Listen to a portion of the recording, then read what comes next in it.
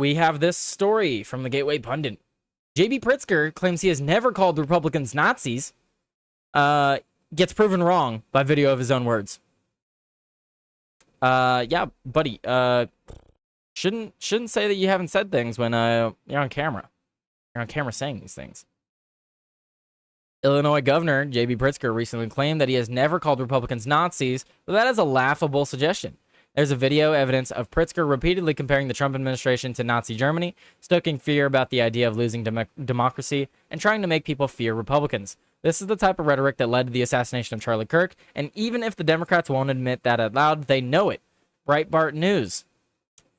Radical left-wing Illinois Governor J.B. Pritzker was hit with an avalanche of fact checks after he made the false claim that he never called Republicans Nazis. The far-left governor was peppered with questions about his past comments during a press conference Monday, and in response, he vehemently refuted claims that he ever called Republicans Nazis. That is completely false. I have never called Republicans Nazis, Pritzker exclaimed Monday, after going on a tirade claiming that it is Donald Trump, not Democrats, who are actively fanning the flames of division. But the truth is, Pritzker has spent months calling Republicans and Donald Trump Nazis. Indeed, in February, he did just that in his office state of the address of these. In his official, I said office. And he did that in his official state of the state of address. This just sounds weird. When he compared Donald Trump and his administration to Hitler's Nazi regime. Pritzker said that the official said in that official address, quote, "The authoritarian playbook is laid bare here. They point to a group of people who don't look like you and tell you to blame them for your problems. If you think I'm overreacting and sounding the alarm too soon, consider this. It took the Nazis 1 month, 3 weeks, 2 days, 8 hours, and 40 minutes to dismantle a constitutional republic." Just look at this video. To point that out there, a lot of people have been trying to make the comparison between the immigration that we see in the mass deportations, if you want to call them mass deportations, and Nazi Germany and rounding up of the Jews. There are some comparisons to be made there. I know people get upset when that's heard. Technically, there are some comparisons to be made, just very few and far between. It's completely different purposes. We're talking about people that shouldn't be here in the first place. We're not talking about people that are supposed to be here practicing a religion we don't like. That's different. What we are targeting are people that should not be here, but they want them here. They think we should have open borders. That is completely false. I have never called Republicans Nazis. Everything that he has done has been tearing down constitutional democracy. And that's what happened in Nazi Germany. It doesn't take very long to tear apart a constitutional republic. Indeed, the Nazis did it in 53 days. And our democracy is almost as fragile. And we're seeing it right now. The dangers that we saw in Nazi Germany, especially in the earliest days of Nazi Germany, are the dangers that we need to react to now. If we don't, things will get much, much worse. And so we've got to raise alarm bells to everybody. It's a 5-alarm fire, everyone. It's a 5-alarm fire, everyone. Oh, wait, here. What was that last tweet? Hang on, let's go back. Support Trump? Quote, "We could be like the good citizens who voted for a tameable Hitler to get things back on track." Literally calling Trump Hitler. This unhinged disgrace to the presidency just openly sympathized with Nazis on national television. So many, you have so many, it's not even just one. Like, I would have thought it was just one, right? Like, one comment. What are we at now? We're at like 5 examples. 6 examples. When neo-Nazis marched on Charlottesville chanting "Jews will not replace us," Donald Trump called them very fine people, and the very fine people hoax.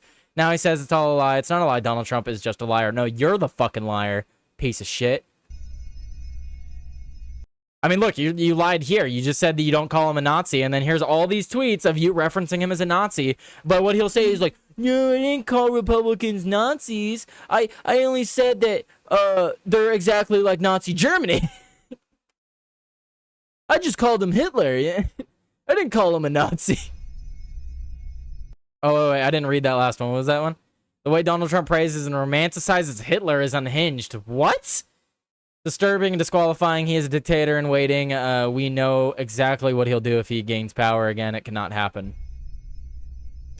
In his first term, Trump said Hitler did some good things. In January, Elon proudly gave a Nazi salute. Yesterday, Rep. self-quoted Joseph Goebbels, chief Nazi propaganda minister, on the House floor. They know what they're doing. Yes, guys, it should not be a controversial statement to say that evil people can sometimes do good things. I'm sure Hitler liked puppies. Maybe he even liked kittens. It could be that he did good things at some point. Yes, that's very likely. Evil people are capable of good things. That does not make them any less evil. So it's perfectly fine to point out when an evil person does something right. It's perfectly fine to do that. It's also perfectly fine to point out when a good person does something bad. When a good person does something bad, that does not mean they're not good. It goes both ways. It goes both ways. There's no one that is perfect. Nobody's perfect. And not every evil person is 100% evil. Even though Hitler was absolutely evil. There's certainly examples you could point to, like, you know, some of the things he did for his country were good.